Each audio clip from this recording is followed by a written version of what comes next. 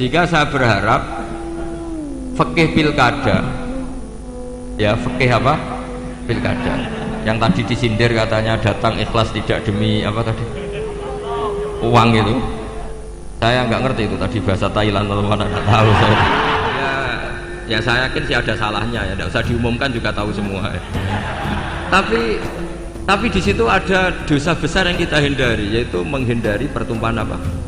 Darah. Ini sudah membaik dari dulu perebutan kekuasaan lewat pertumpahan darah, sekarang lewat seni merebut hatinya masyarakat.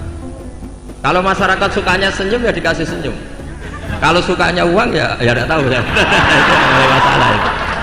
Mulai masalah apa gitu pokoknya. Sapa wonge ngomong Kanjeng Nabi mati tak ketok gulune wis Sayyidina Umar saking ndredege ditinggal Kanjeng Nabi. Itu ketemu Sayyidina Abu Bakar diwacana ayat langsung ndredeg. Wa ma Muhammadun illa rasulun qad khalat min qablihi rusul afa immata au qutilan qalabtum ala aqabikum wa may yanqalib ala aqibaihi fala yadurullah syai'an. Itu Sayyidina Umar diwacana Abu Bakar ayat itu langsung ndredeg, koyo-koyo saya itu nggak pernah baca ayat ini, itu kok kamu yang baca, tetap bas kamu sama. Tapi karena yang baca itu Rois Suriah,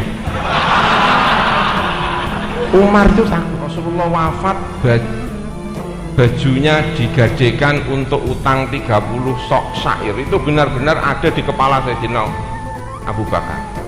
Sampai Sayyidina Abu Bakar itu ketika menjabat pemerintahan itu digaji nggak mau, itu nggak mau. Ini punya pemimpin seperti ini makmur semuanya. Sekarang mau memilih presiden apa memilih khalifah?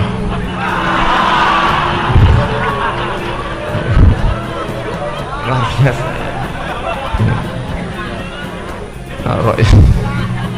Ini kan momennya momen yang pilkada dan apa namanya PJNU itu ya, itu yang luar biasa dari para khalifah-khalifah kita ya. Makanya kalau kita punya Rois Suriah yang seperti ini, itu konflik-konflik tanfidiah itu nggak masalah.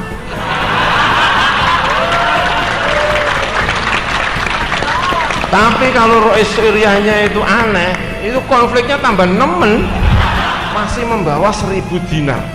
Sampai Rasulullah itu pidato, setelah ini Utsman ngelakoni apa gak masalah. Pembantu kok semenuki. Ada Utsman, insya Allah proposal tidak ada yang pergi ke. Orang kalau kalah paling bisa dijadikan contoh itu Sayyidina Ali. Pembantu terbaiknya Sayyidina Umar adalah Sayyidina Ali. Laula Ali lahalaka Umar. Itu kata Sayyidina Umar, kalau saya tidak bantu sebaik Ali, saya ini rusak.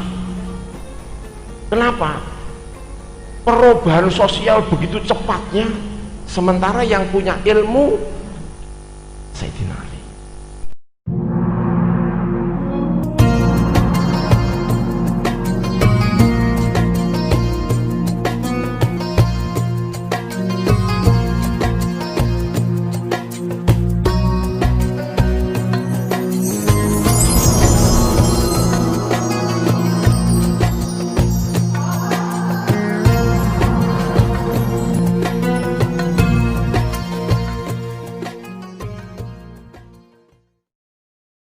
Assalamualaikum warahmatullahi wabarakatuh. Rabbi shrah li sadri wa yassir li amri wa hlul 'uqdatam min lisani yafqahu qawli. Allahumma shalli wa sallim wa barik ala sayyidina Muhammad wa ala alihi wa sahbihi wa barik wasallam asma'in. Nama ba'du. Yang sangat saya hormati Kiai Haji Muksid Idris dan para habaib, para masyayikh yang saya hormati, wabil khusus senior kami di pondok Bapak Hafidin, teman sekaligus putra guru saya Kiai Haji Abdul Ghafur. Saya akan baca tentang bab mujaddid. Mujaddid itu adalah orang yang dipercayai atau yang dianggap paling sah, paling layak untuk bikin pola-pola solusi atau pola-pola metodologi dalam mengawal perjalanan Islam. Mbah Maimun, guru kita semua, ngarang kitab Al-Ulama Al-Mujaddidun. Di antaranya menyebut sekian mujaddid.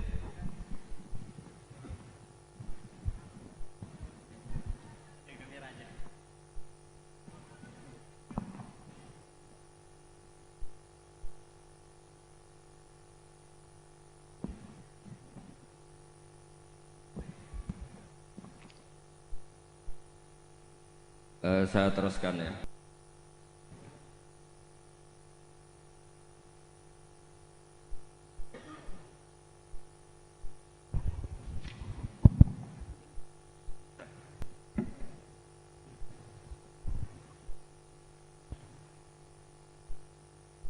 Ini kayaknya memang itu kurang jodoh ya. Karena tadi pengurusnya NU sudah keren itu, sudah lebih keren dibanding saya ini. Begini ya, Jadas Mujaddid itu orang yang dipercaya atau disahkan untuk bikin pola-pola atau metodologi dalam Islam. Kita alhamdulillah di Indonesia misalnya mengembangkan Islam dengan kalimat atau kata-kata yang insya Allah itu mengawal mazhab ahli sunnah wal jamaah. Misalnya contoh yang sering saya sebut, setiap dari kita itu selalu kalau baca sholawat wassalatu wassalamu ala sayyidina Muhammadin wa ala alihi wa sahbihi ajmain, dan untuk semua sahabat semuanya. Kata semuanya adalah kalimatun fariqoh, kalimatun fasilah, atau kaulun fasil, atau kaulun faslun.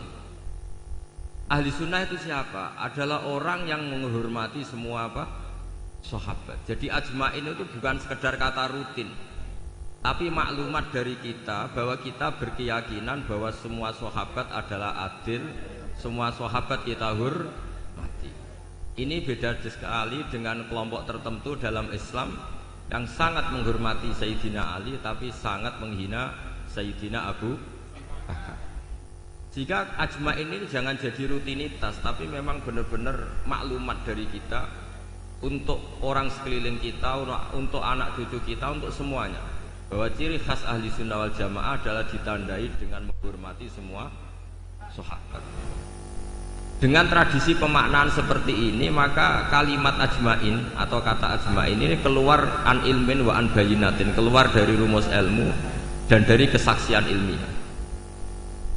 Kesaksian ilmiah misalnya begini, andai kan Abu Bakar itu mal'un, orang yang kena laknat, berarti Nabi itu salah pilih teman.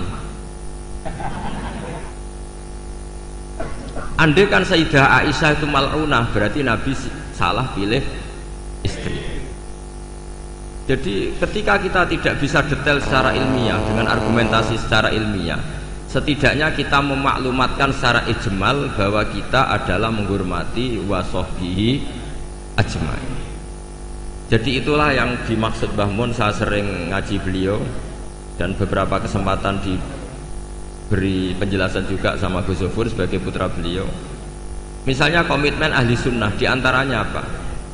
Kita menghindari mengkafirkan orang Islam apapun dosanya. Ini juga ditulis oleh Mbah Mun di antara ciri khas ahli sunnah wal jamaah. Beliau menyebut salasun min aslil iman, ada 3 pokok dalam iman.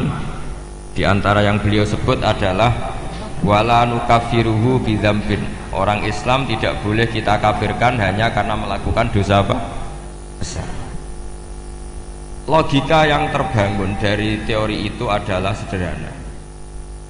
Misalnya Mbah Maimun itu paling gak suka namanya perang, chaos, karena agama ini sangat menghormati nyawa. kullu muslimin ala muslimin tu haramun damuhu wa maluhu wa irdu. Yang paling diharamkan itu adalah pertumpahan darah. Wa id akhadna mitsaqakum la tasfikuna dima'akum. Pertama ada Bani Adam, pertama ada peradaban Bani Israel, pertama ada peradaban para nabi. Itu komitmen dasarnya apa? Jangan sampai ada pertumpahan apa? Darah. Kemudian Gus Zofur pernah cerita ke kita, kenapa Said berjanji itu menjadi mujaddid. Itu diantara alasannya itu, ketika negara-negara lain perang nyari format manhaj, ikut manhaj apa sampai perang, orang Indonesia bisa nikmati Islam lewat terbangan. Jadi yang lain perang, kita mencintai Nabi dengan asik pakai apa? Terbang. Sudah terbangan berstatus mahabbah kepada Rasulullah Shallallahu Alaihi Wasallam. Ini yang harus kita kembangkan.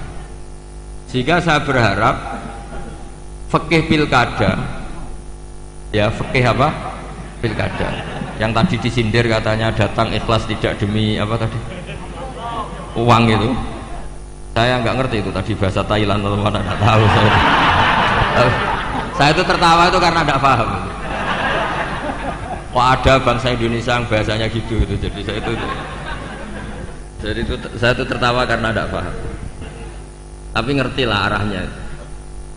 Saya pernah mengkaji fikih pilkada sama teman-teman. Itu cara berpikir juga darul mafasid muqaddamun ala jabil masoleh. Dulu orang untuk jabat itu harus duel, harus taruh.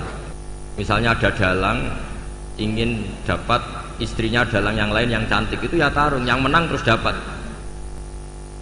Sampai ada kerajaan Sumeneb juga gitu, ada kerajaan di mana perang terus sebagian kalah lari kemana, sebagian terusir lari kemana. Dulu itu semuanya pakai perang.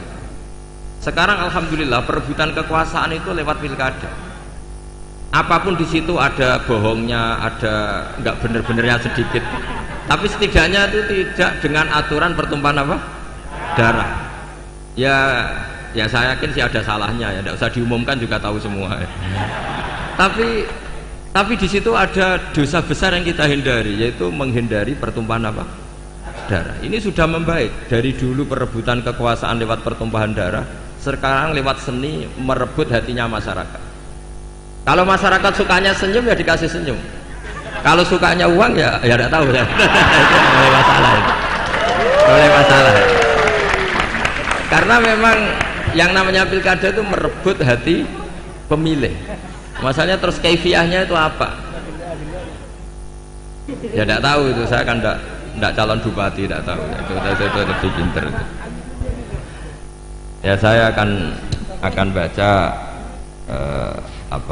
peradaban yang disebut nanti biar diteruskan Gus Zofur halaman 9. Wa dhahara ba'da dzalika fil qarni tsani ba'dal alfi al imam ar-rabbani al-allamah ahadu itrati Rasulillah sallallahu alaihi wasallam Asy-Syaikh al-Imam al-Murtadha Sahibu Syarh Ihya Ulumuddin al-musamma bi Hafiz Sadatul Muttaqin alladzi tamma naf'uhu fil anha wal bilad marji'u ulama ahli sunnah wal jamaah.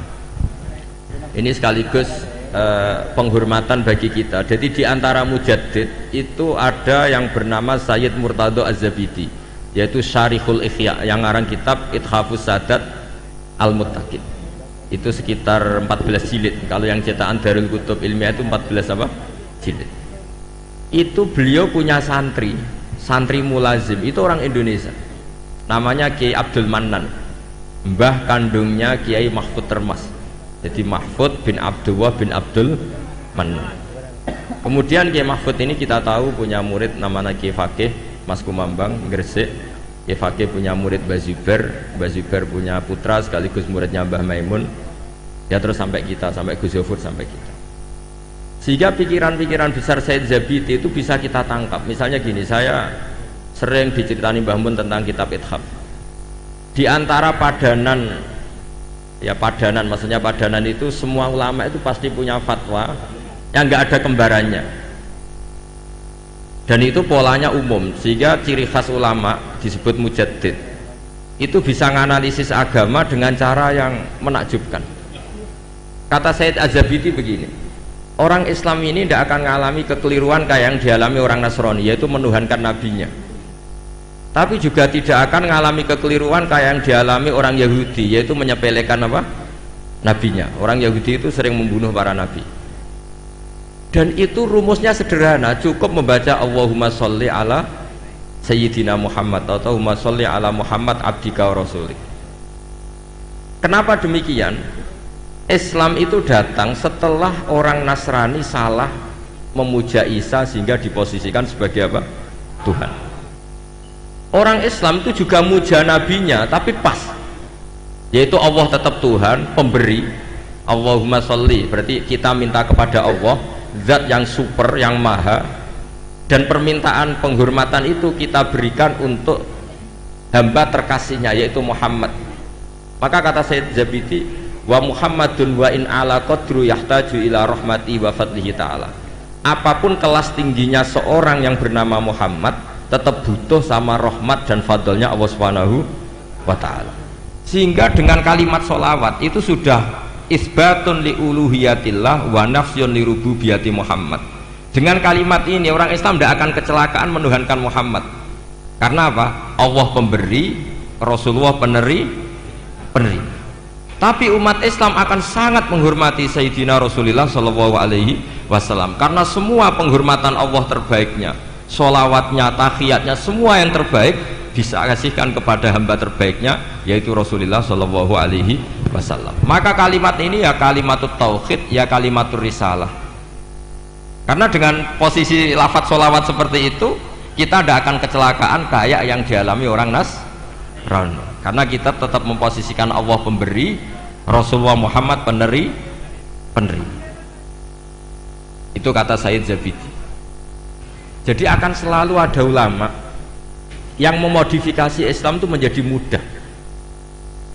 Islam yang jelimet karena datang setelah tadi kecelakaan Nabi Isa dituhankan. Sehingga ulama-ulama itu punya cara sendiri untuk supaya Islam tidak mengalami seperti itu. Kalau kita ngaji tauhid, misalnya seorang nabi selain punya sifat sidik, amanat, tabligh, fatonah, punya sifat apa? Al-a'rad, al-basyariyah. Nabi harus punya sisi kemanusiaan. Sehingga nabi itu sering dahar di depan umum supaya menunjukkan kalau beliau seorang apa? Manusia. Bahkan nabi juga pernah sholat duhur itu harusnya 4 rakaat, sholat hanya 2 rakaat. Ketika ditegur, ya Rasulullah ini sholat model baru atau memang nasa mansuh? Karena kalau model baru mereka senang kan, berarti mulai besok sholatnya tidak 4 rakaat tapi 2 rakaat karena kategorinya nasah apa? Nasah mansuh. Tapi Nabi memberi penjelasan, tidak, saya tidak lupa. Akhirnya Nabi menambahkan 2 rakaat, masyhur itu cerita itu. Terus kata Nabi, ma kuntu ansa walakin unassa li as-sunnah. Saya ini sebetulnya tidak pernah lupa, tapi didesain Allah lupa supaya bisa bikin apa? Sunnah. Tapi apapun itu menjadi sangat basyariah. Saya ulang lagi, apapun itu sangat apa? Basyariah. Dan basyariah Nabi ini menguntungkan Islam, yaitu ciri khas Islam adalah menuhankan Allah saja dan selainnya apapun hebatnya, meskipun seorang Rasulullah Muhammad tetap namanya abduhu wa rasuluh. Nah, hal-hal seperti ini terus kemudian dilakukan oleh Imam Ja'far Al-Barjanji secara mudah. Kita sholawatan, kita terbangan. Dengan cara seperti ini pula kita mahabbah Rasulullah semahabbah-mahabbahnya tanpa mendudukkan Rasulullah Muhammad sebagai itu Tuhan, karena kita selalu meminta Allahumma, Allah engkau, kita semua meminta kepada engkau supaya sholawat engkau engkau berikan kepada kekasihmu. Berarti fawwahu wal mu'ti, Allah adalah pemberi, Nabi adalah penerima.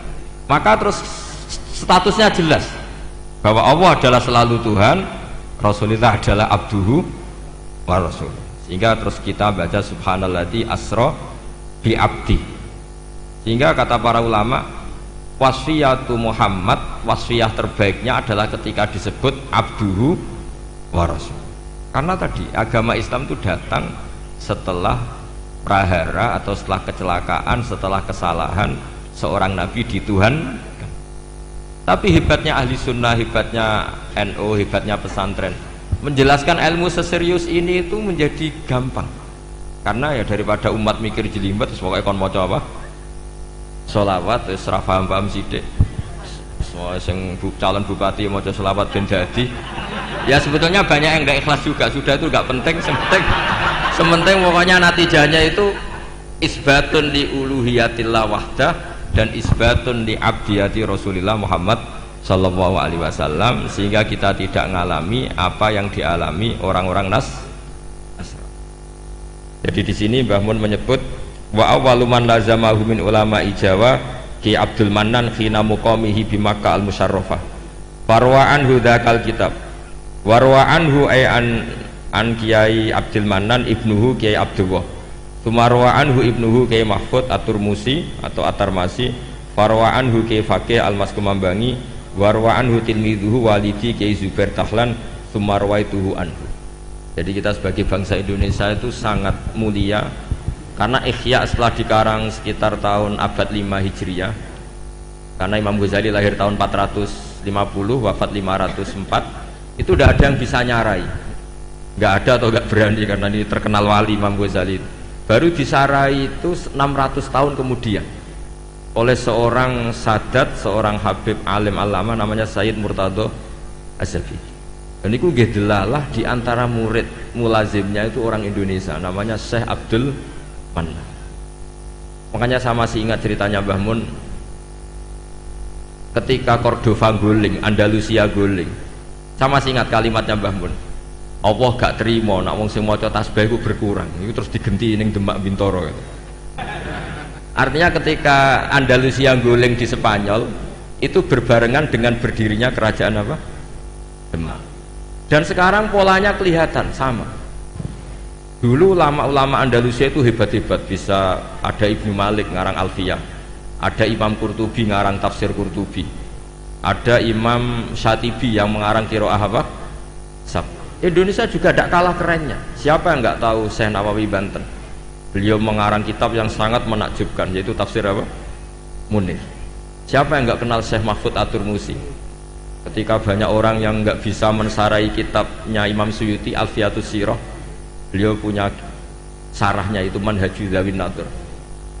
Dan paling masyhur sarah Muqaddimah Al-Hadramiyah juga milik beliau, yaitu An-Manhalul Amim atau yang terkenal dengan Hasyiah At-Turmusiyah. Itu juga eranya Mbah Zubair, karangannya banyak. Mbah Mun, Zofur juga punya naskah, punya karangan. Jadi ketika Islam tidak di Mekah dan tidak berbahasa ibu bahasa Arab, ternyata melahirkan ulama-ulama top di Andalusia, yang setelah Andalusia kalah Allah mengganti ada di Indonesia. Masih ingat saya, jadi kata Mbah Mun, di antara syarafnya kita lah, mulianya kita adalah ketika Andalusia guling itu berbarengan dengan berdirinya Masjid apa? Demak. Dan setelah saya angen-angen, pola-polanya hampir mirip, yaitu melahirkan banyak pengarang-pengarang kitab. Kita tahu Syekhona Khalil yang punya naskah, semua ulama top-top kita punya naskah. Nah soal nanti naskahnya hidup apa enggak, itu kriminalnya murid-muridnya, itu pasti. Loh betul itu, masyhur itu di kata Imam Syafi'i, al-Laits afqahu min Malik illa annahu daya'ahu ashabu. Imam Laits itu ulama top, sebetulnya secara fikih lebih alim ketimbang Imam Malik secara fikih, illa annahu daya'ahu ashabu, tapi murid-muridnya yang sembrono. Loh, coba misalnya mbah kamu alim ngarang kitab, putune ra alim mesti dianggap jimat, tak jamin itu. Padahal itu bab istinja tapi tetap dianggap jimat ya gara-gara tadi. Makanya saya berkomitmen sama Gus Zofur untuk terus baca kitabnya Mbah Mun, karena pasti murid top ndak itu terserah apa, guru top ndak itu terserah muridnya. Itu sudah jelas. Khalnya Mbah Zubair, andaikan tidak punya putra Mbah Mun, mungkin nggak serame itu. Orang nggak bahas Mbah Zubair lagi, andaikan tidak ada Mbah Mun. Andaikan Mbah Mun tidak punya murid-murid, punya apa utamanya putra-putranya, mungkin orang tidak bahas Mbah Mun lagi suatu saat. Makanya kata Imam Syafi'i ketika komentari Imam Laits, al-Laits afqahu min Malik illa annahu daya'ahu ashabu. Imam Laits itu lebih faqih ketimbang Imam Malik. Imam Malik nasibnya baik, beliau punya murid top namanya Imam Syafi'i. Jika kitabnya Mudawwan, Imam Syafi'i punya murid Imam Buaiti, Mudawwan, Imam Muzani. Setelah itu ada Mukhtasarul Muzani. Setelah itu di Mukhtasar lagi oleh Imam setelahnya. ada Imam Rafi'i, ada Imam Ghazali. Setelah itu terus mulai Imam Haroman, Imam Ghazali, terus Minhajut Thalibin, Imam Nawawi, terus sampai saya Zakaria apa? Al-Ansari. Dulu namanya kitab setelah itu jadi Mukhtasarul Muzani, setelah itu jadi Nihayatul Matlab fi Dirayatil Madhab dikarang Imam Haroman, setelah itu Imam Ghazali Al-Wasit wal Basit, setelah itu Imam Rafi'i, setelah itu Imam Nawawi, setelah itu terus Imam Nawawi menamakan kitabnya Minhajut Thalibin, saya Zakaria Ansari mengarang namanya Manhajut Tulab. Ya sama, pola-polanya sama, tapi yang penting kitab ini tidak hilang. Saya sampai sekarang belum pernah tidak baca kitabnya Mbah Mun, mulai Mbah Mun Sugeng sampai sekarang di murid-murid saya, di muhibbin saya, karena saya tidak ingin menjadi tersangka kayak anak buahnya Mbah Mun. Ya saya kira demikian. Assalamualaikum warahmatullahi wabarakatuh.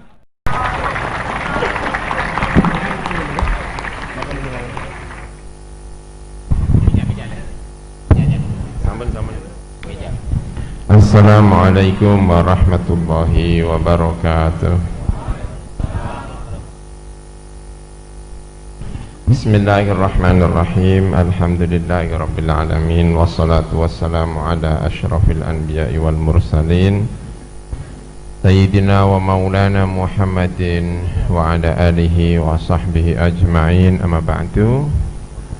Para habaib, para alim ulama, para kiai, hadirin semua yang malam ini berbahagia, kita ketemu dengan Gus Baha, dengan para alim ulama.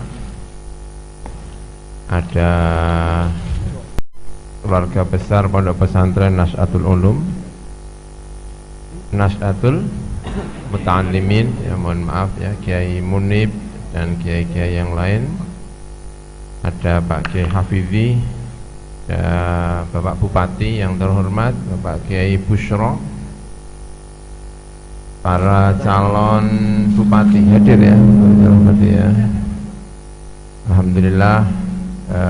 Juga para pimpinan Nahdlatul Ulama cabang Sumeneb, PCNU Sumeneb, yang akan segera berakhir masa khidmahnya, akan segera diganti dengan calon-calon yang baru, para alim ulama, calon-calon bupati ya, semuanya saja yang hadir. Bahagia sekali malam hari ini ikut hadir mendengarkan ngaji bersama tadi Gus Baha ya, cerita tentang ulama-ulama yang punya murid yang hebat-hebat. Rasulullah juga punya murid yang hebat-hebat ya, luar biasa. Rasulullah Shallallahu Alaihi Wasallam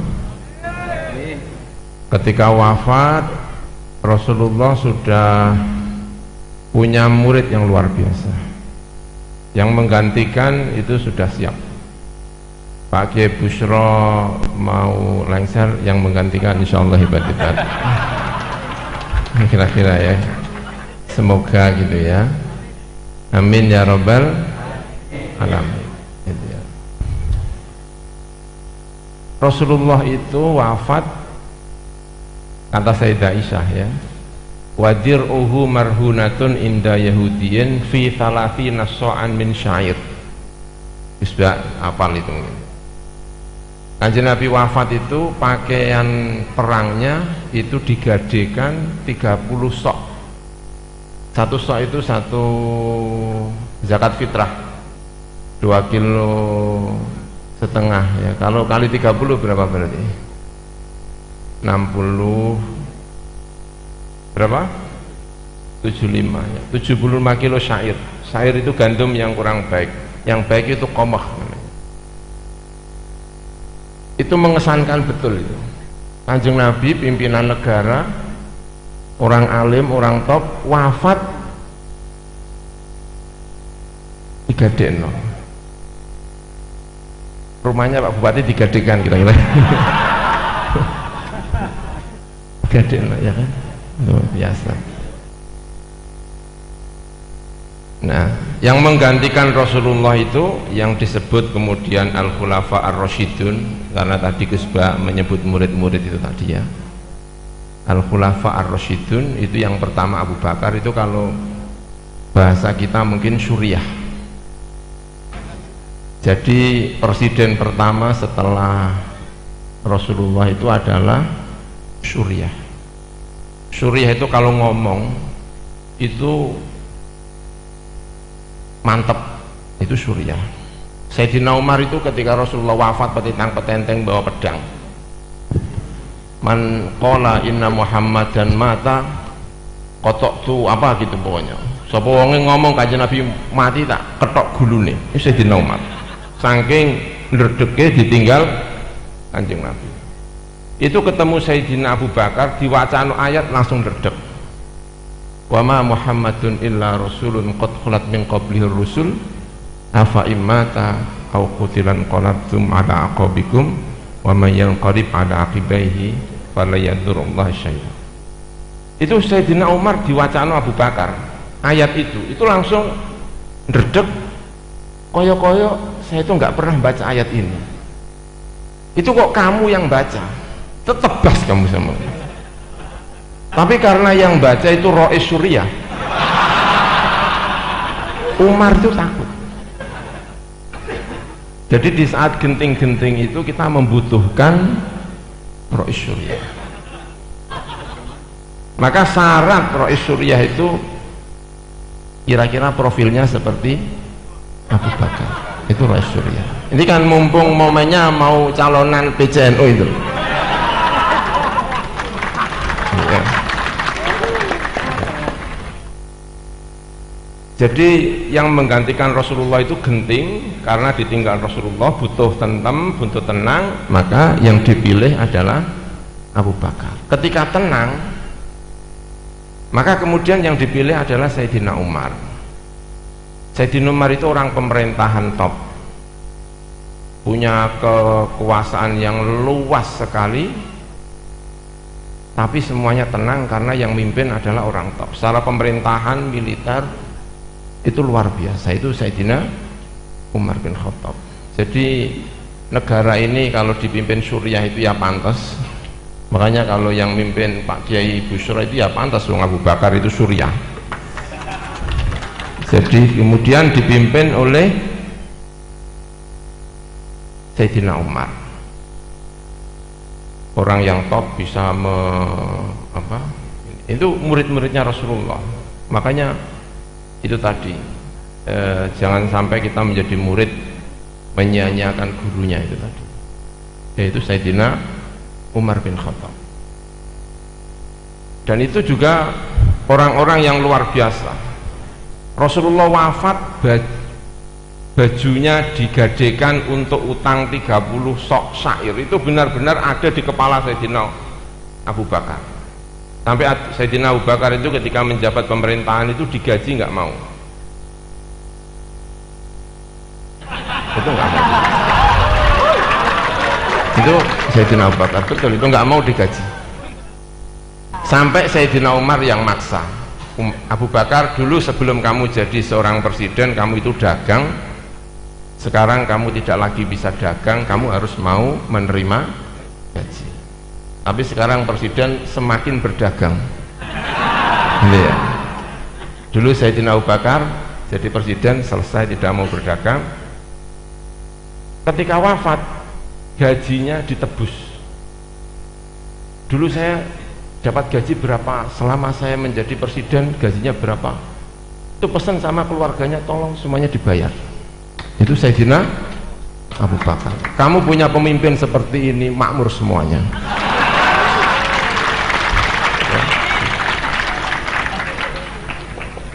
Lalu Sayyidina Umar bin Khattab, karena ingat Rasulullah jadi presiden, wafat menggadekan baju perangnya itu Sayyidina Umar.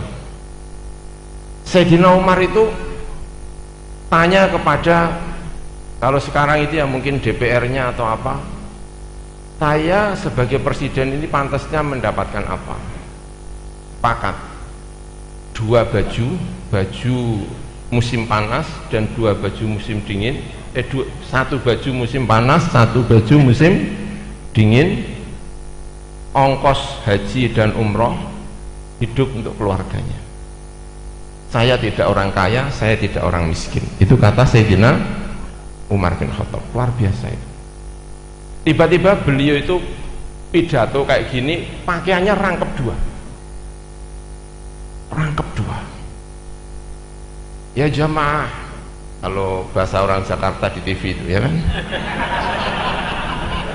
Ala tastami'una, dengarkan saya mau pidato. Salman berdiri. Salman berdiri. Saya tidak akan mendengarkan kamu Umar sampai kamu bisa menjelaskan kenapa kamu hari ini bajunya kok dua. Sebelum kamu bisa menjelaskan bajunya dua, saya tidak akan mendengarkan, karena kamu seharusnya cuma punya baju satu. Sayyidina Umar diprotes sama Salman. Umar panggil anaknya Abdullah bin Umar. Abdullah, ada apa? Yang saya pakai ini bajunya siapa? Baju saya, ayah. Salman, yang satu bajuku, yang satu saya pinjam anak saya. Itu luar biasanya. Suatu ketika Umar bin Khattab itu kemudian bertanya kepada kawan-kawannya, saya ini raja apa khalifah? Karena kalau khalifah itu berarti mati bajunya digadekan itu tadi. Itu kalau mau disebut khalifah. Itu tanya, dijawab sama DPR-nya itu. Kalau kamu mengambil uang memberikan kepada yang berhak, maka kamu khalifah. Tapi kalau kamu mengambil uang tidak kepada yang berhak, maka kamu namanya raja. Itu Umar bin Khattab. Sekarang mau memilih presiden apa memilih khalifah?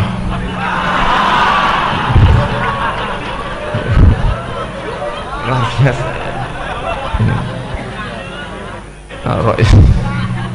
Ini kan momennya momen ini kan pilkada dan apa namanya PJNU itu ya, itu yang luar biasa dari para khalifah-khalifah kita itu ya.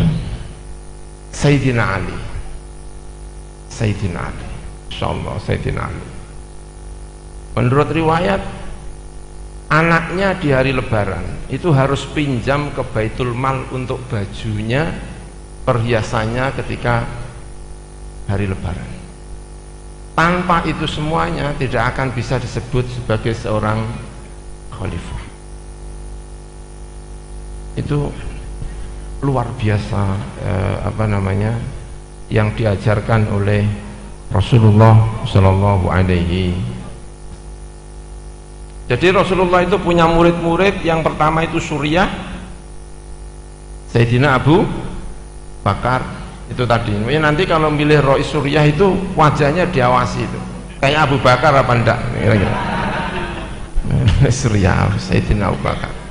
Yang kalau ngendiko itu ini kayak misalnya gini loh ya, saya misalnya kehilangan uang 1 juta, saya kehilangan uang 1 juta, itu kan ya sedih.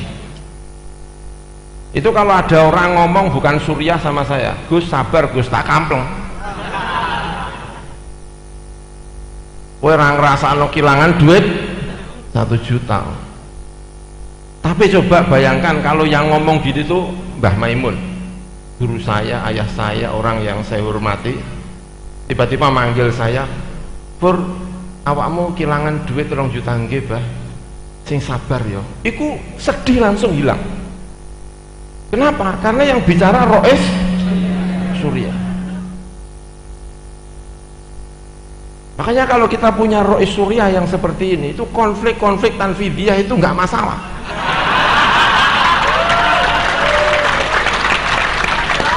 Tapi kalau Rois Suriahnya itu aneh, itu konfliknya tambah nemen.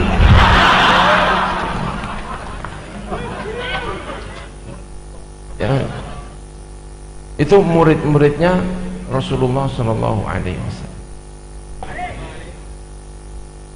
Lalu yang menggantikan Rasulullah ketiga itu pedagang. Maka kita butuh pedagang. Jangan sampai pedagang itu keluar dari umat Islam. Perbanyak para pedagang. Setelah Suriah militer, lalu pedagang. Jadi pedagang itu juga perlu. Bayangkan kalau presidennya itu kiai terus, kan mumet. Ya sesekali pedagang, tapi pedagang yang kayak Sayyidina Utsman. Itu pedagang. Itu murid-muridnya Rasulullah SAW, pedagang top. Ketika perang Tabuk, namanya Ghazwatul Usrah, perang yang sulit. Lawan yang dihadapi bukan orang Arab, tapi Imperium Romawi. Rasulullah butuh terhadap donasi dari para pedagang, para orang-orang top. Itu Sayyidina Utsman itu membawa 300 unta. Iku nek unta siji regane mbok pira ya? Fortuner ya. Itu 300. Masih membawa 1000 dinar. Sampai Rasulullah itu pidato. Setelah ini Utsman nglakoni apa wae gak masalah. Wong bantu kok semono ki. Ada Utsman, insya Allah proposal tidak ada yang pergi ke Utsman. Luar biasa. Luar biasa Utsman itu. Umar bin Khattab menyerahkan separuh uangnya untuk Rasulullah. Kata Sayyidina Utsman, kata Sayyidina Umar, hari ini saya akan menang lawan Abu Bakar. Soalnya biasanya kalah sama Abu Bakar. Tapi kali ini saya akan menang karena separuh uang saya donasikan untuk Rasulullah untuk perang. Tiba-tiba Abu Bakar datang menyerahkan seluruh uangnya. Kata Sayyidina Umar, sekarang saya tidak akan pernah menang melawan Umar. Luar biasa ya. Itu para pimpinan-pimpinan kita. Sampai Umar tadi ngomongnya, sekarang saya tidak punya harapan untuk menang lawan Abu Bakar karena saya separuh menyerahkan Abu Bakar seluruhnya. Luar biasa. Makanya kita butuh orang-orang yang seperti ini ya. Umat Islam itu butuh yang ini kan cerita ya kan, ceritakan ya nggak apa-apa, buat nostalgia lah bahwa kita itu punya pimpinan-pimpinan yang luar biasa kayak gini ya.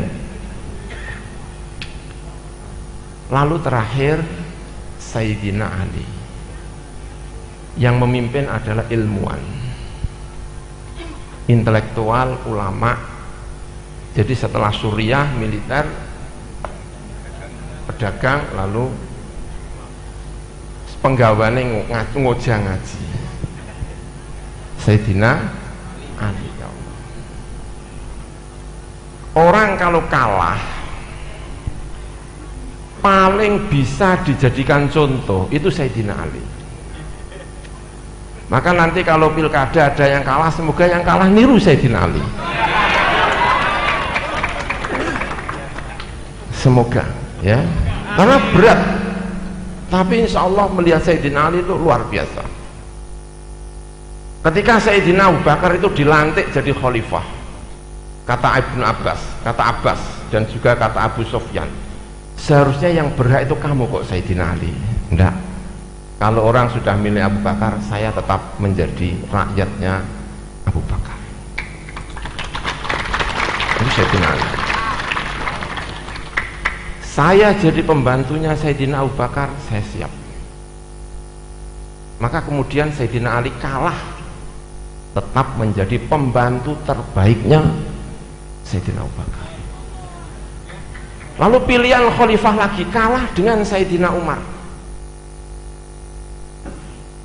Pembantu terbaiknya Sayyidina Umar adalah Sayyidina Ali. Laula Ali lahalaka Umar. Itu kata Sayyidina Umar, kalau saya tidak bantu sebaik Ali, saya ini rusak. Kenapa? Perubahan sosial begitu cepatnya, sementara yang punya ilmu Sayyidina Ali. Sampai Sayyidina Ali itu bilang, ana waziran khairun minni khalifatan. Saya sebagai seorang pembantu lebih baik daripada seorang khalifah. Makanya kalau ada yang kalah, tiru siapa? Sayyidina Ali. Nanti ini juga begitu ini kan. Ini kan ada yang milih sana, ada yang milih sini. Nanti kalau kalah, pilih Sayyidina Ali, insya Allah beres. Amin ya rabbal alamin. Maka semuanya tentrem. Karena Rasulullah SAW punya murid-murid yang luar biasa. Orang hebat itu bukan karena dirinya, orang hebat karena murid-muridnya. Itu yang salah satu menjadi ciri besar tadi disampaikan oleh Gus Baha. Imam Laif doya'ahu ashabu, punya murid yang hebat-hebat. Kita ngaji kepada Mbah Maimun, saya salah satu kenapa Mbah Maimun itu kok disebut orang hebat, karena muridnya hebat-hebat, karena muridnya sampai ujung sana sampai ujung sini mengabdikan sebagai guru sekian tahun sekian lama, mendidik dengan sebaik-baiknya dengan ini, maka menjadi orang hebat. Ulama-ulama besar hebat karena punya murid yang hebat-hebat. Rasulullah punya murid yang hebat-hebat, terrepresentasikan dalam 4 khalifahnya, Abu Bakar, Umar, Utsman, dan Sayyidina Ali. Itu orang-orang yang sangat-sangat hebat. Maka Nahdlatul Ulama, ya ini PJINO, ya masih punya murid yang hebat-hebat. Kita masih ditemani oleh ada Kiai Hafidhi, ada Pak Kiai Bushro, ada Pak Kiai Abdullah Khalil, ada kiai-kiai yang lainnya. Santri-santrinya dengan luar biasa, tunas-tunas, ada Gus Baha, ya tunas-tunas akan lahir. Kita tenang, amin ya rabbal alamin. Para rawuh ingkang saestu kawula hormati, saya tidak bisa panjang-panjang, nanti dimarahin sama Pak Bupati, sama Pak Panji. Tidak boleh lama-lama pertemuannya, yang penting bahagia semuanya, amin ya rabbal alamin. Tadi sudah mendapatkan ilmu ini, mohon maaf atas segala kekurangan. Wallahul muwaffiq ila aqwamit thoriq. Wassalamualaikum warahmatullahi wabarakatuh.